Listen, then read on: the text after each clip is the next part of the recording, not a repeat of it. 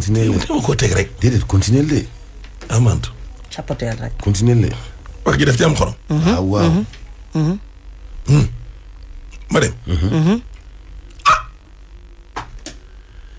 Sidi Ahmed Mbaye it mu ne maa ko déglu ba ma ko dégloo it moom it la ajee wax la ma wax grand baa lii après duñ ci am problème duñ ci am problème.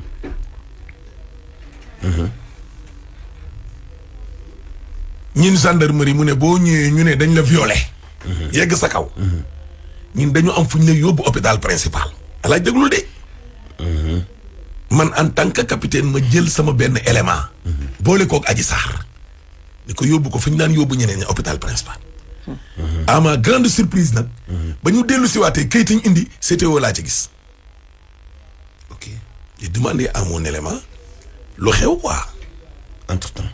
ci diggante bi au lieu nga yóbbu xale bi principal ñun foofu lañ am habitude di yóbbu waaw nga mu teeree ji CTO lu ko fa yóbbu. waaw mu ne bi ñu génnee daal ñu ànd ak moom ñoo ne médecin bi moom moo koy topp di ko suivre xaw ma lan ak lan man tam ma topp leen dégg nga ñi ñu ànd. kon du woon ñoom ñaari kese. dem nañ daal ok. dégg nga loolu alaaj ah prélèvement xam naa ne mbedd maa ngi ne selaw de génn ma de waaye. prélèvement yañ def ca gone ga ba mu yeggee ba waa kër docteur xool ko moom daal boo bëggee dégg-dëgg boo ne dañ la violé nag résultat ya ñu seet ñoom ak résultat woo xam ne ab alaxam moo ko seet ca àll ba mantulaay boobu du am crédibilité ci ñoom de du loolu la waxa moo tax mu ne li ñu seet ci gone gi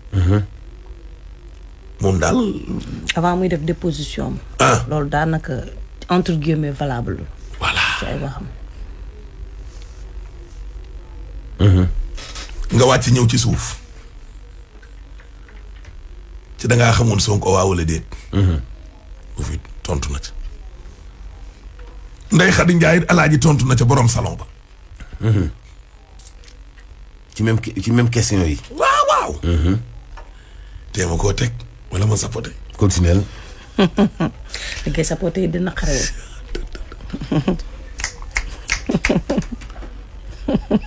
procureur de la république ne borom salon bi ci boppam nañ leen ko déglu ñu koy déglu kooku ki mu jur juróom-ñaari weer la am prématuré gone ga mënta génn fi mu ne nga commandant bi ne ko kon fekki ko hôpital Fann fa la ko dégloo Fann.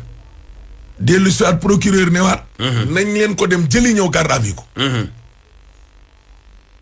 médecin yi ne xale bii mënta nàmp meew artificiel yi ñuy defar meewu ndeyam rek la mën a nàmp waaw.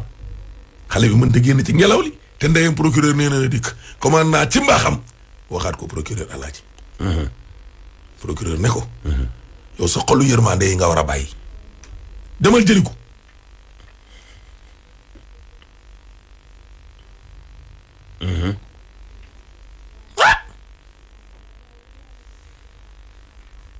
commandant bi nag capitaine bi ci kaw gàttal daal dama koo gàttal nag ndax wax ji dafa xaw a kii gudd compliqué.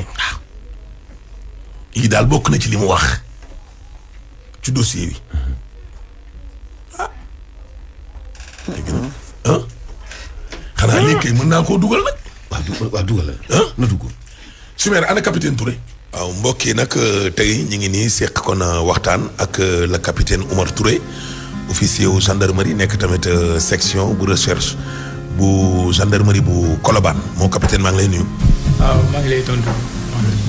waaw laaj bi nga xam ne nag dañ la koy laaj daal toog nañu ba dégg ne da nga tekk sa ndomba tànk te ñu ne dossier wu xale bu jigéen bii di Adji Sarr ak président Ousmane Sonko yow lañ ko joxoon lan moo waral nga tekk sa ndomba tànk. effectivement Mohamed da nga may permettre d'abord mu nuyu Sénégalais yi surtout ma nuyu sama maam Koumba Touré boo xam ne mu ngi village. maa ngi nuyu aussi sama pap ak sama yaay.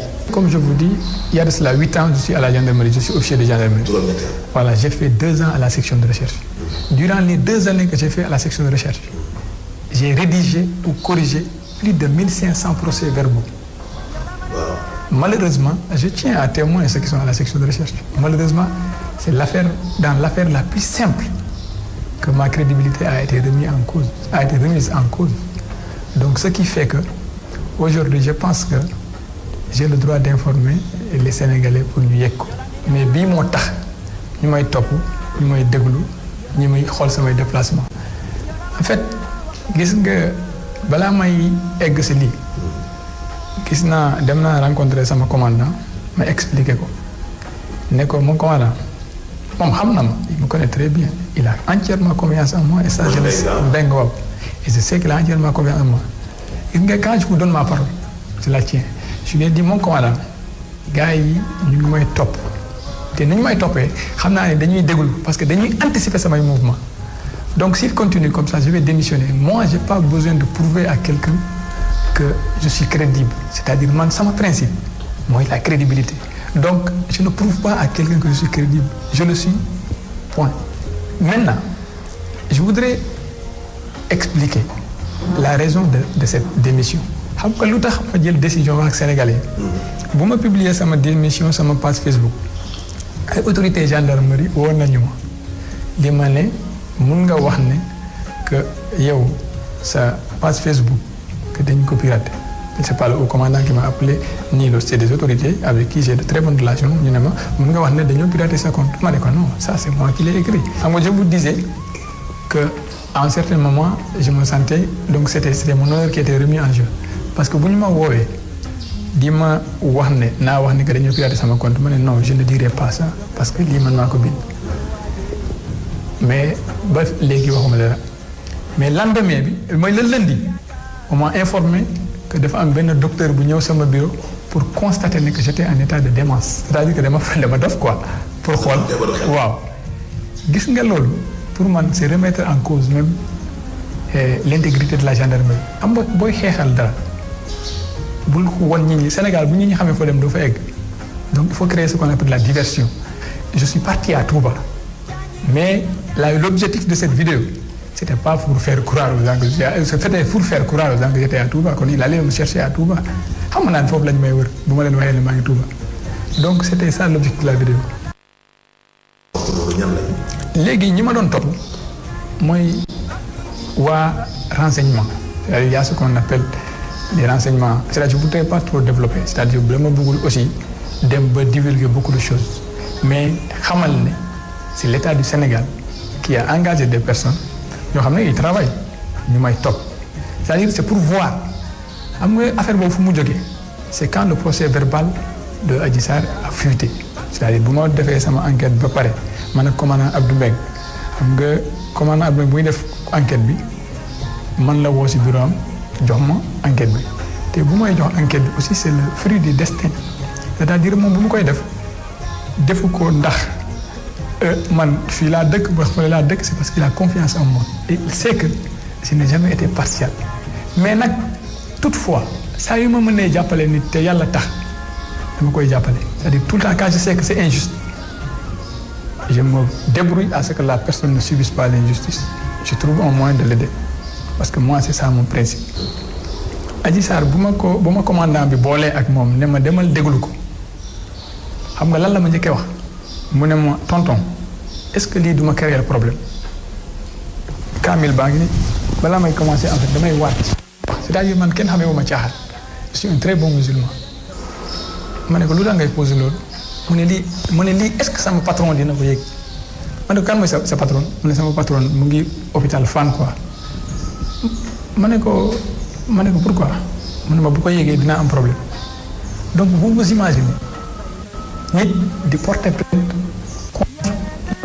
c'est-à-dire le premier opposant d'un État africain di la laaj est-ce que patronam dina ko yëg est-ce que vous pensez que nit ku conscient dina wax loolu ensuite au cours des auditions bu ñu commencé auditionner ba pare ma ne ko Adji jox ma sa carte d'identité xam nga booy jël auditionner nit vous prenez d'abord sa pièce d'identité nga ñëw nga enregistré ko nga enregistré d'abord son nom ensuite vous demandez à la personne de vous dire le nom de son père de sa mère et tout ça mais dans toute son audition lu mu wax rek day bëgg a génn di bëgg a laaj ma ne ko fii nag bu ñu commencé dañuy dem ba pare Adji Sarr génn après quand j'ai fini avec Adji Sarr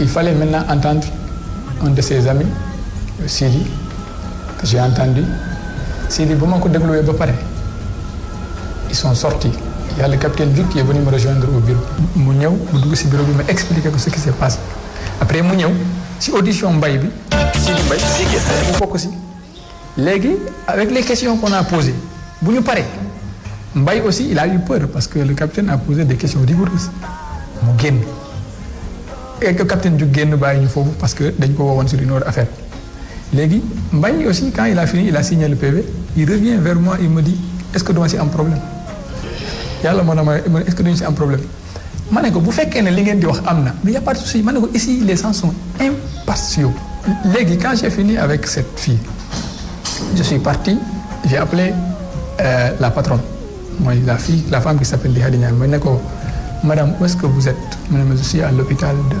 de Fann ma ne ko mënoo ñëw ñu entendre la mu ne ma non mënuma fa ñëw sama doom et là j'ai accouché d'un enfant prématuré de 7 mois donc je suis hospitalisé te l'enfant a besoin de ma chaleur donc foog ma nekk aussitôt après genre yooyu je ne tergiverse pas quand une personne me dit ça que mu ne ma dafa am benn situation boo xam ne da koy très déplacé j'ai demandé la permission au commandant ma dem fekk foofu ma entendre effectivement que y avait ça mais Ndeye Khady Ndiaye aussi expliqué ma yëpp ñu pare ñu def lépp maintenant on devait convoquer quand on a fini les auditions et tout ils m'ont expliqué de toute façon les PV d'audition jarul ma koy wax sénégalais yi yëpp gis nañu ko quand j'ai fini donc là il fallait convoquer l'honorable député Ousmane Sonko pour mu ñëw après avoir entendu tous les témoins fait tous les actes je voulais aussi revenir sur un fait gis nga y a eu des prélèvements qui ont parce que Adji Sarr bu ñu ko entendre ba pare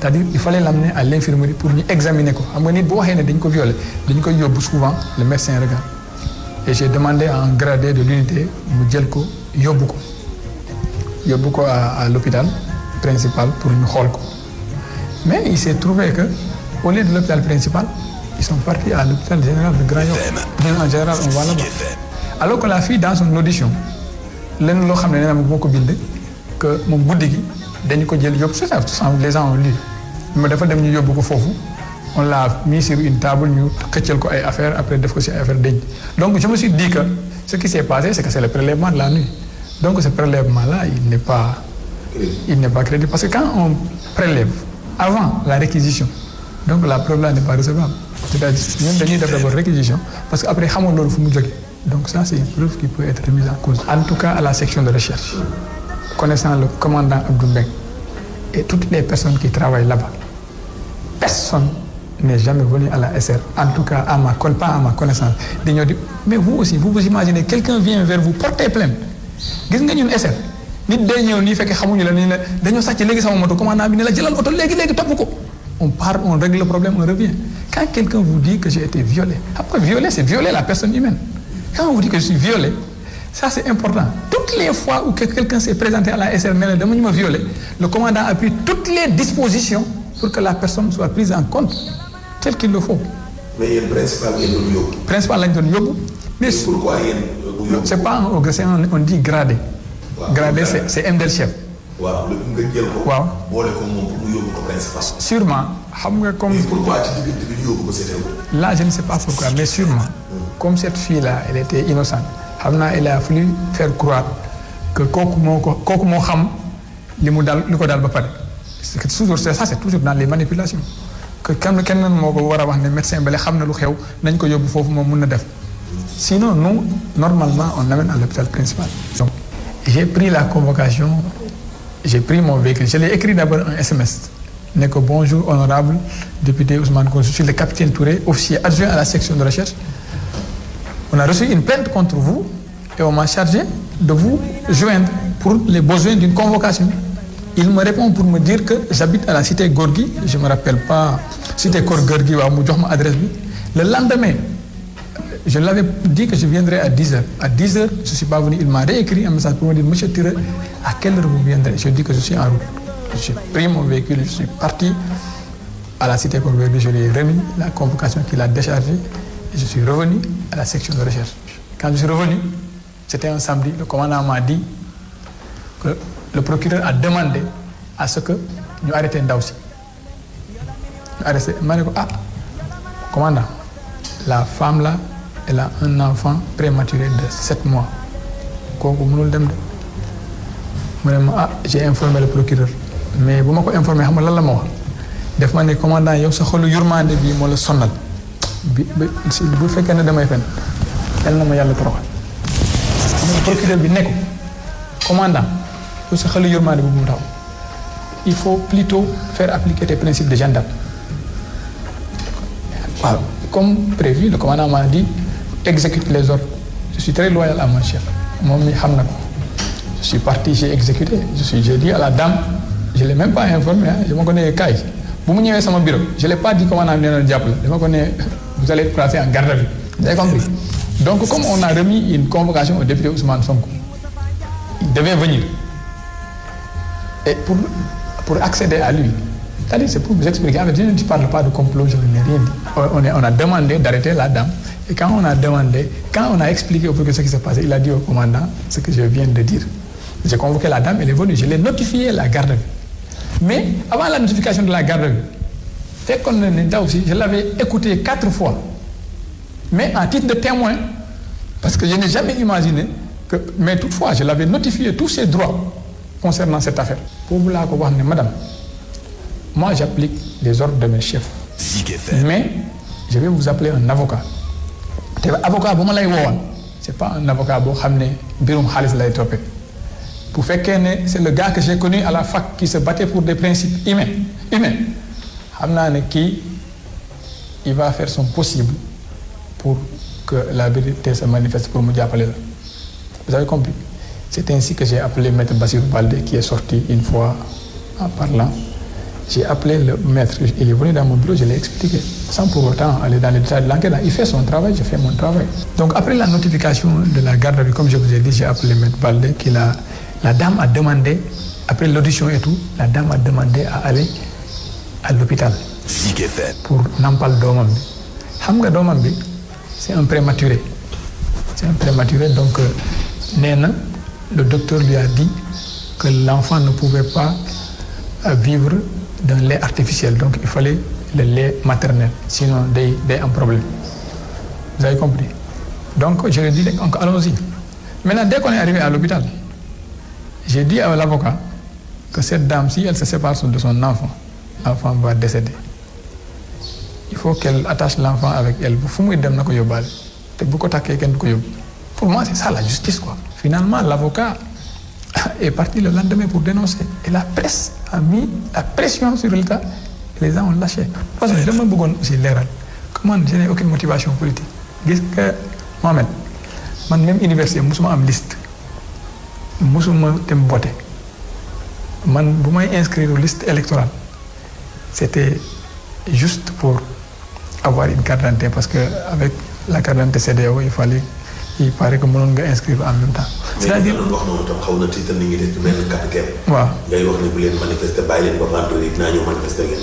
vous savez, quand vous cherchez, moi je suis un militaire comme je vous dis, de mon stratégie. Quand vous voulez un résultat, il faut demander plus grand. Même quand vous voulez demander du carburant à l'État, vous voulez 5 000 litres, demandez 10 000 litres, vous aurez vos 5 000 litres. Donc quand tu demandes la démission, avec ce que je sais, ils avaient peur que la jeunesse me suive. Donc ça a joué. Je ne sais pas dire que je suis la cause, mais je sais que ça a joué. Adji Sarr bi lay wax naan la sama patron baat du ko yëg. Sidi Mohamed Mbaye tam ne la baatuma ci am problème.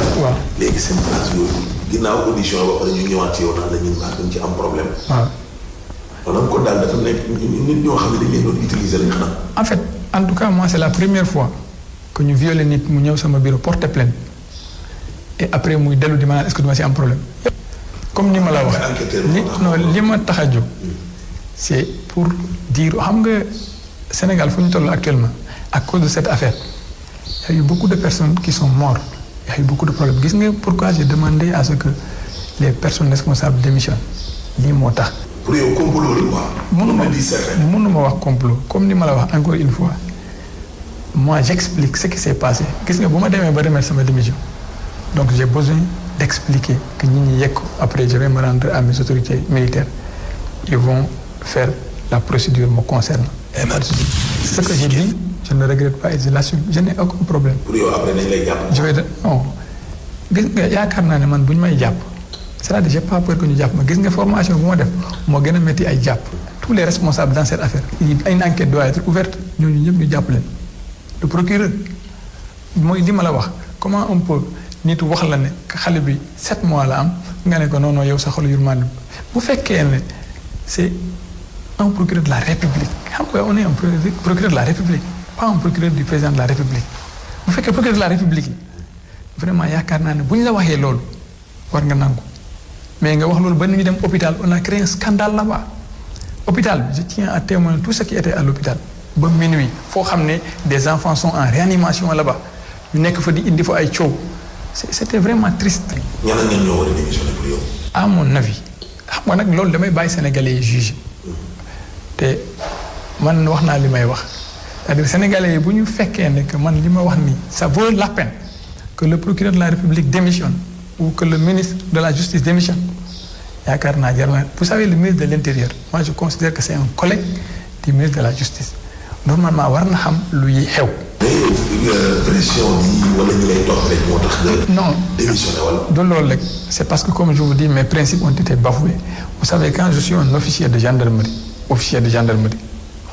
ñu may topp di guetter si oui ou non je suis entré en contact avec une personne. PV bi tam am ñu dindi. hein. ma ne PV bi tamit am yoo xam ne dañ ko dindi. PV bi dindi wuñu ko dañ ko deful parce que le procureur nous a mis une telle pression qu'on ne pouvait pas terminer. ça je li ngay joxe ak li am. non am na lu des y a des j'ai le carnet de déclaration am na affaire yoo xam ne on l'a pas mis dans le PV ça je le dis c'est pour l'honneur de la gendarmerie en fait gis nga la gendarmerie dans cette affaire est restée debout jusqu'à la fin vous savez si la gendarmerie avait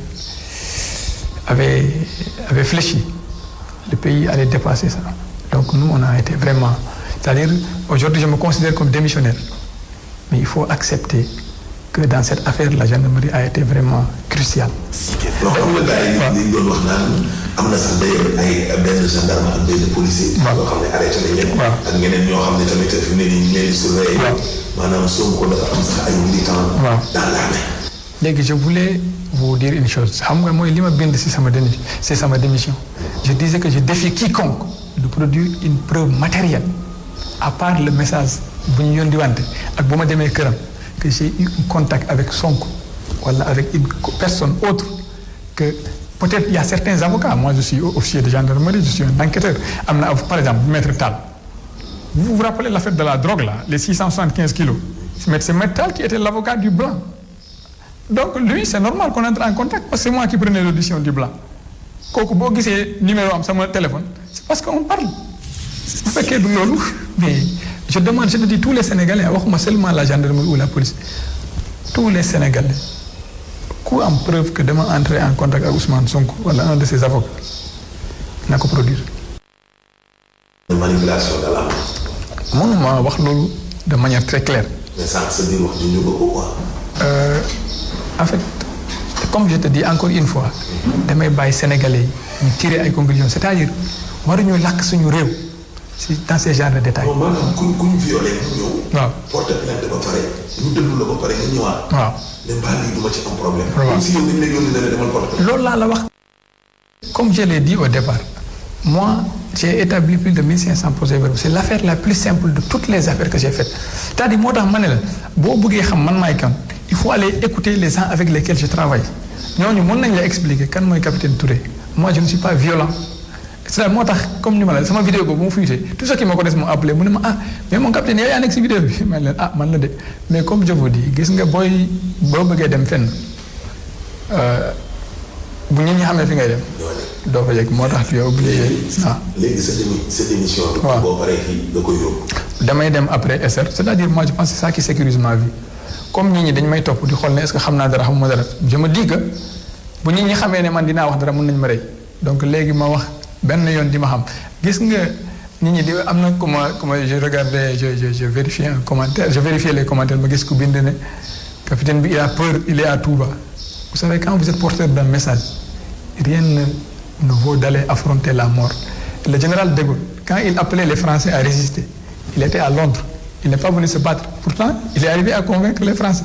Donc, bu fekkee ne yaakaar nga ne yow li ngay wax mun na changer dara jarul ngay dem xeex toogal rek nga wax ko bu fekkee changer na baax na bu fekkee nit ñi gëmuñu la nga dem toog. man nuyu sama maam te di ko remercier di ko gërëm lu bëri c'est-à-dire elle m'a éduqué sur des principes yoo xam ne mosul bëgg ma wàcc la vérité c'est-à-dire li may def ni c'est elle qui me l'a inculqué donc ce qui fait que maa ngi koy massaw bu baax a baax je sais que actuellement il paraît qu'elle a même organisé ay jàng kaamil foofu pour que je puisse vraiment yàlla jàppale ma mais je voudrais qu'elle comprenne que si li ma yare si loolu laa nekkee donc je ne suis que mon destin c'est-à-dire gis nga PV affaire bi c'était mon destin c'est-à-dire on était 3 capitaines à la SR commandant bi woo ma ne ma demal def ko donc bu fekkee dëgg dafa war a feeñ da ngay wax expliquer lu xew bu ma reconvoqué demain wala nit interview ma feneen j'essaierai de dire la même chose je suis vraiment très honoré d'avoir servi pour ce pays